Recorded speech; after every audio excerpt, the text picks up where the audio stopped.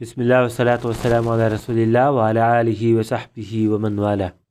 Muhammed İbni İsmail el-Bukhari rahmetullahi aleyhi Sahih Bukhari namlı kitabıda gusül taharet münasebet mezmunlar hakkında to'xtalib, xushpuroq narsalarni va yoki maylarni ishiltib, masalan, uni yog'i juyungan bo'lsa, juyungandan keyin xushpuroq narsalarning va yoki bu ishlatgan maylarning izi qolib qolgan bo'lsa, bunun hükmü nima bo'ldi degan babni o'ttirib qo'yapti. Biz bu babniki talibiga qarta mazmunning o'zini biz hadisniki o'zini ko'rib chiqamiz bundaqda.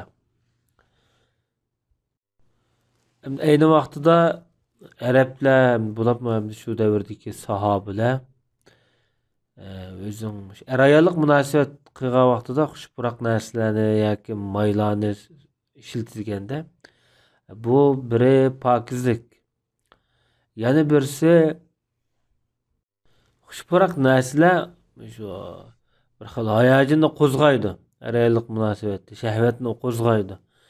Shu jihatdimi buni ishlatgan dedi. Shunlashqa Ibn Battal degan ulamo ayollarniki shu jinsiy munosabat o'tkazgan vaqtida xushpuroq maylarni ishiltishi sunnat deb bu qarashni o'ttirib qo'ygan.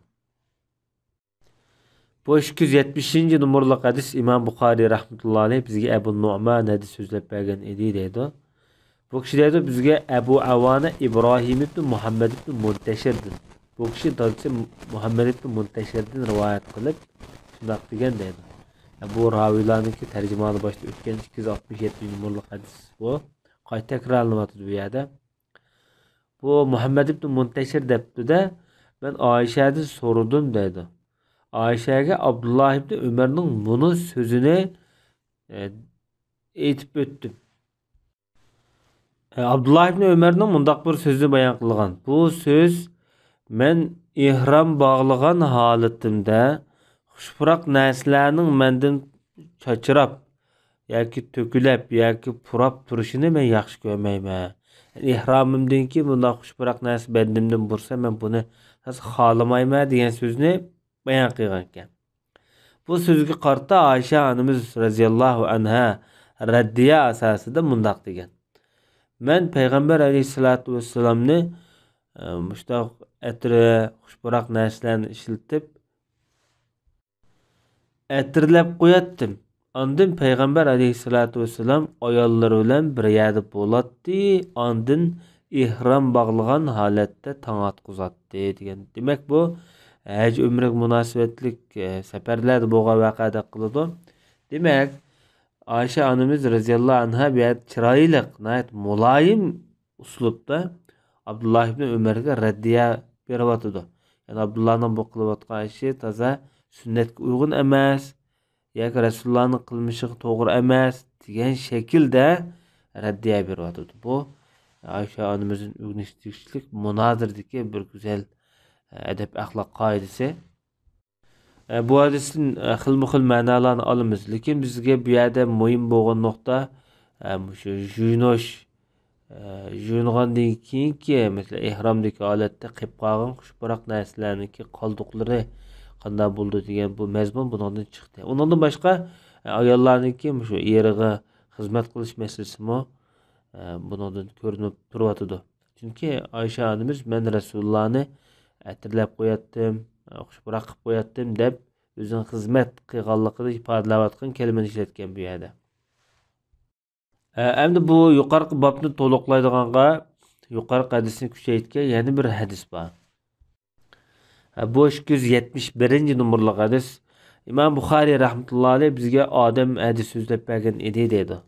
Bu kishi İmam Bukhari'nin büyük ustazlardan başta ötken tercümali Adem ibn Abi İyas namı bilen. Bu kishi deydi bizge Şuabe hadis sözlep bergen idi deydi. Şuabe ibn Haccaj'ga meşhur muhaddis. Bu adam deydi bizge Hakem hadis sözlep bergen idi deydi. Undaqda bu Hakem kim o?